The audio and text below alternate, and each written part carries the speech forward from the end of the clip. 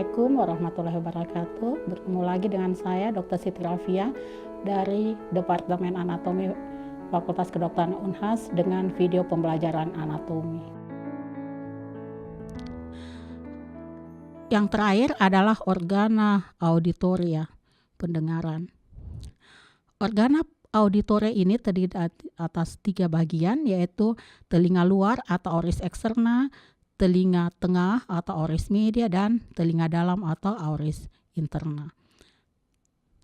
Oris eksterna.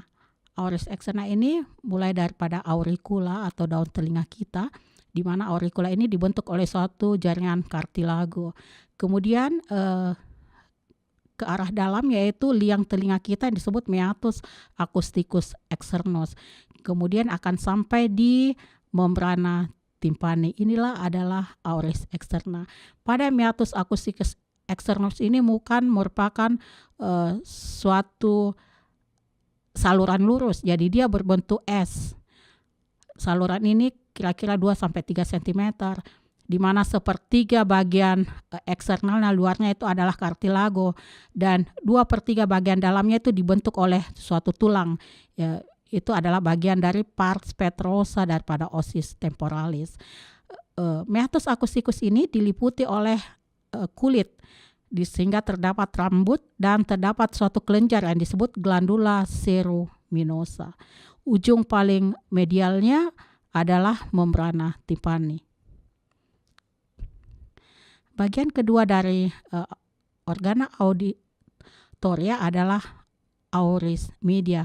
Auris media ini kita sebut juga dengan cavum timpani. Jadi dia terdapat pada pars petrosa dari osis temporalis. Auris media dipisahkan dari auris eksterna oleh suatu membrana timpani, dan auris media ini akan berhubungan dengan pharynx, dalam hal ini nasopharynx, melalui suatu saluran yang disebut tuba auditiva eustasi. Pada auris media atau cavum timpani terdapat osikula, tulang pendengaran. Dari lateral adalah malleus, incus, dan stapes. Stapes ini merupakan tulang yang paling terkecil di tubuh kita. Selanjutnya ada pada auris media ini terdapat 2 otot. Otot yang akan mengatur persendian yang dibentuk oleh tulang-tulang ini, yaitu musculus stapedius yang mendapat inervasi daripada nervus 7 dan musculus tensor timpani yang mendapat inervasi dari nervus mandibularis atau nervus 53. Otot-otot ini yang akan mengatur intensitas daripada cahaya, intensitas pendengaran telinga kita. Auris media ini dipisahkan dari auris interna oleh suatu jaringan yang disebut fenestra vestibuli atau fenestra ovale. Auris media juga ini akan berhubungan dengan sinus mastoideus di dalam processus mastoideus, dan di dalam auris media ini akan berjalan nervus facialis. Bagian ketiga dari auris ini adalah auris interna. Auris interna ini merupakan suatu kanalis yang berliku-liku yang kita sebut dengan labirings. Kanalis ini dibentuk oleh 2 struktur tulang dan struktur membranacea. Jadi ada labiring osseus, di mana di dalam labiring osseus ini terdapat membranacea yang disebut labirings membranaceus. Labirings ini terletak di dalam pars petrosa dari osis temporalis.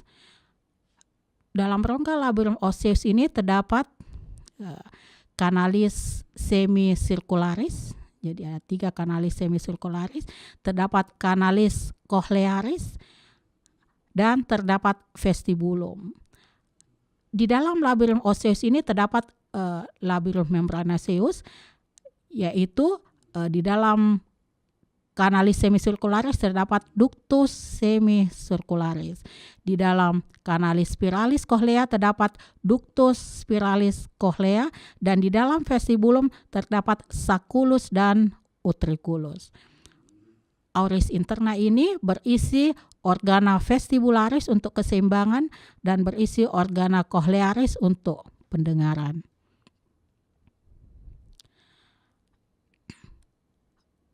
Organa vestibularis yang dimaksud adalah 3 ductus semicircularis. Ductus semicircularis ini, ductus semicircularis ini terdapat di dalam canalis semicircularis. Terdapat 1 utriculus di dalam vestibulum dan terdapat 1 sacculus di dalam vestibulum.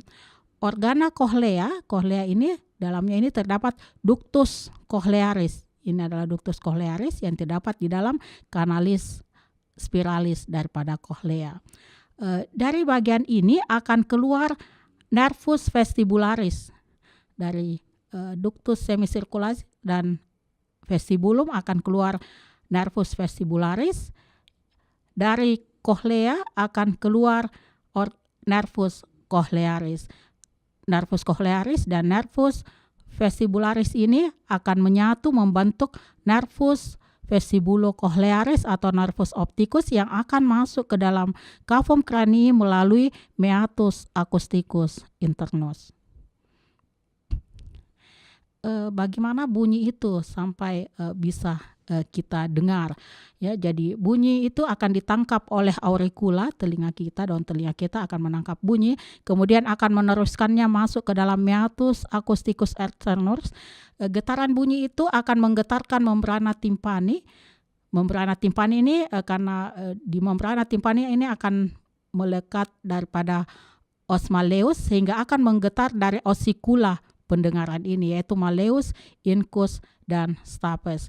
Pada ujung stapes akan melekat fenestra vestibuli. Fenestra vestibuli ini yang akan menghubungkan antara telinga tengah dengan telinga dalam.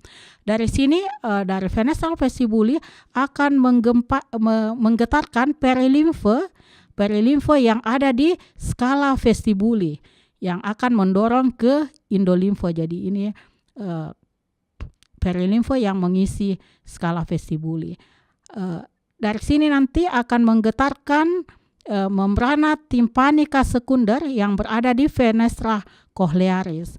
Dari fenestra cochlearis ini akan menggetarkan ductus cochlearis pada skala media, dan dari skala media ini akan meneruskan rangsangan ke ganglion spiralis di nervus cochlearis untuk menuju ke nervus cochlearis. Sebetulnya di dalam cochlea itu ada 3 kompartemen, yaitu kompartemen skala vestibuli di sebelah superior, di sebelah inferior skala timpani, dan yang di tengah adalah skala media atau kita kenal juga dengan ductus cochlearis. Itu mempunyai nama yang sama. Perilimfe berada di skala vestibularis dan berada di skala timpani, sedangkan endolimfe berada di skala media. Secara histologis terdapat struktur di antara skala vestibularis dengan skala media, membrana Reissner, dan antara skala media dan skala timpani terdapat membrana tectoria dan membrana basilaris. Ya, inilah yang akan menggetar, kemudian akan meneruskan getaran ke organa corti, yaitu di ganglion spiralis untuk selanjutnya ke nervus cochlearis. Jalur selanjutnya sudah berada di dalam neural. Jadi dari nukleus cochlearis, dari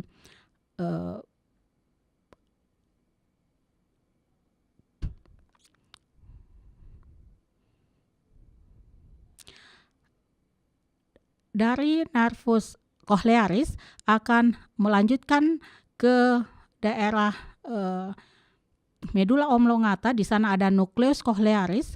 Nukleus cochlearis ini akan menuju ke daerah pons di lemniscus lateralis, akan sampai di daerah mesencephalon pada corpus geniculatum medial. Dari corpus geniculatum medial akan dibawa oleh tractus geniculocorticalis atau radioso acousticus untuk menuju ke sentrum pendengaran di gyrus temporalis transversalis. Jadi inilah pathway daripada jalur pendengaran dari perifer sampai ke susunan saraf pusat. Terima kasih.